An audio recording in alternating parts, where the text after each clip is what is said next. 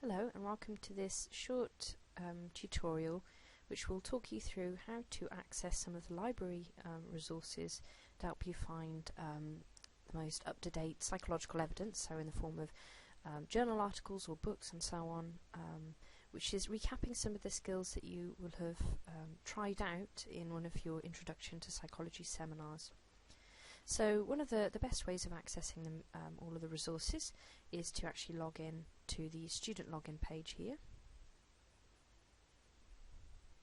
So you type your details in here. So once you've actually logged in, if you follow this link, so number 4, library services, and this will open the library home page. So you can see here that you have a range of different tabs, and you can use these to help focus your searches for the type of information that you want to find. So if you want to look at, say, something, perhaps you're at the beginning of your search options and you might want to look at a topic, say memory, you can just type it into the general search box here, and it will bring up all of the resources that are categorized under memory, and that might be journal articles. So you can see on the left hand side here, journal articles, books and ebooks, and so on. So there are a range of options you can use to help tailor your searching. Perhaps you only want to look at those that are available as online texts, or you can identify only those that have been peer reviewed. You can narrow it down and say that we only want to look at journal articles. So let's click on that link now and see how that changes our search results. So you can see here the number of hits that we have. So actually just using this term memory has resulted in quite a large number of hits, which we won't be able to go through by hand. There's quite a lot there. So one of the things we might want to do to help us narrow down our search, to help us have a more relevant set of resources identified, perhaps we only want to look at things that have been published in the last 12 months. So we can use this function here to tailor the dates, or we'll use this option, last 12 months. And again we can see that that's narrowed down our search again, so that we have now only 51,000 approximately hits. And if we scroll down, you can see that there are online articles that have been returned using the search term memory, and so on. So one of the other resources that we might want to use, so that's the general search function. If we go back to all guides, close that tab, you might want to only look at perhaps specific journals. So if you know a specific journal that you want to find, so we'll type in memory and see what that brings up. So if we're in this search function, it will identify journals that are specific to memory, so perhaps memory studies, memory and cognition, and so on, and you'll be able to see which years of articles published in that journal are available. So from here we've got one option that allows us to locate any full text materials published within the Journal of Memory and Cognition between the years of 1973 to 2 years ago, and then another resource that we can use to access articles published in Memory and Cognition up to 1 year ago. So there's an embargo on this journal that we can't access any articles published within the last 12 months. So that's always worth checking when you're searching these things. But again, we could now click on, perhaps we'll look on this one, click on this link, and it will take us to the website, and we'll be able to look through and search for particular articles that we want. So search within this journal, or we could just browse past volumes and issues. So that's another useful resource. We close those down.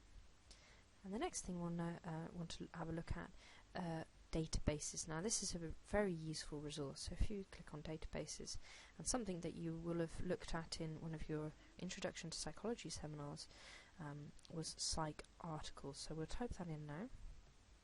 So it's psych articles, and click search. and this brings up PsycArticles, which is a large bibliographic database, and what happens is that it indexes a large number of journals and the articles published within them, and allows you to search across a range of journals all at once using your search term, so it can make it a lot more efficient to locate useful information. So you need to log in again at this point, and this is the page that will be displayed afterwards.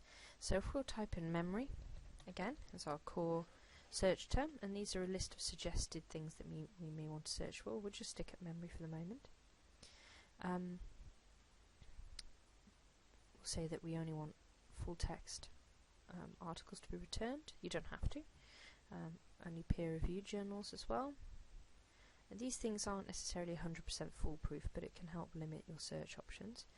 And we'll say we want things that have been published in the last, say, 10 years, so we'll have 2006 to 2016,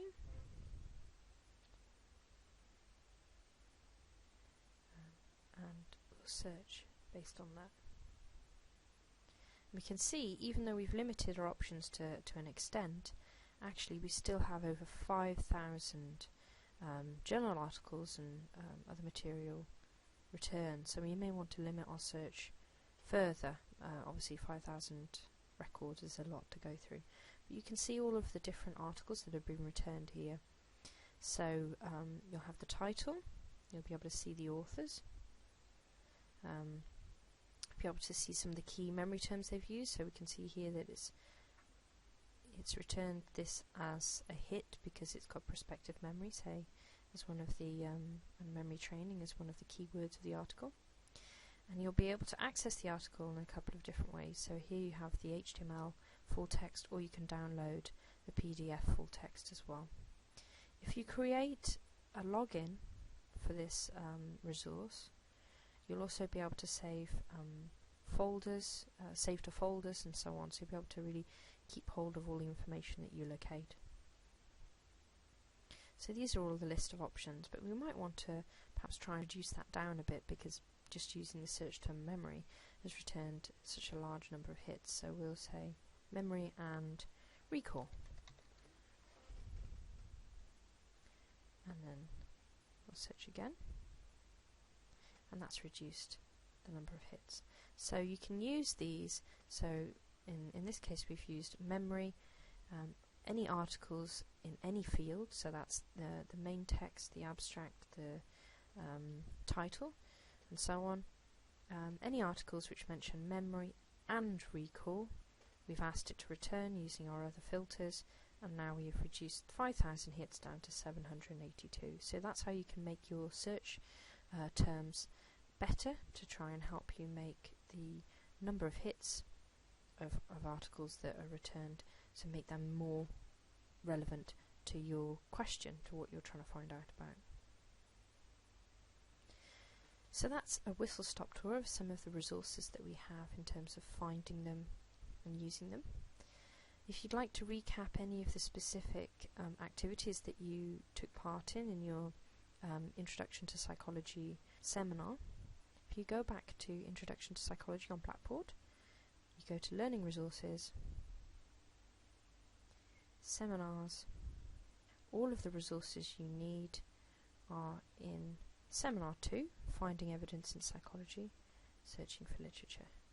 And here you have a range of information and the slides for the session that you attended, so you can sort of go back over some of this information again. Thank you.